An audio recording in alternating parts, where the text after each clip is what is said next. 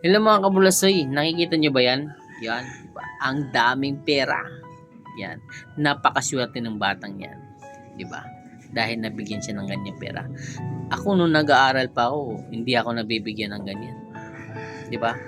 Minsan nga, ako lang ang pumupunta sa stage. Mag-isa lang ako.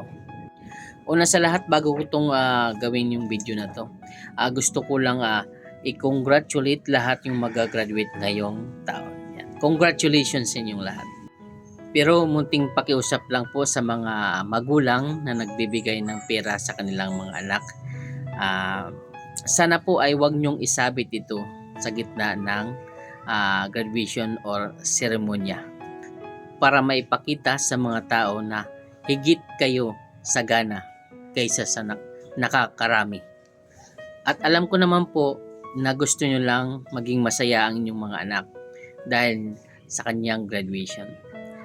Pero hindi nyo po naiisip napakalaking epekto ito sa ibang magulang na hindi naman kayang ibigay yung kagaya niyang pera.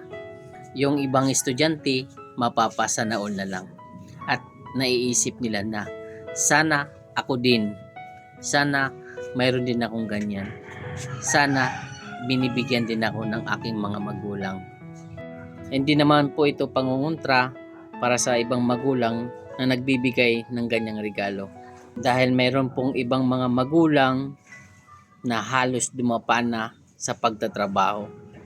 Pumupunta sa ibang lugar para magtrabaho para makapagtapos lang ang kanilang anak. At isa pa, mayroon ding mga magulang na umuutang, yan, kung saan-saan na lang racket ang ginagawa. Para mayroon lang maibigay sa kanilang anak.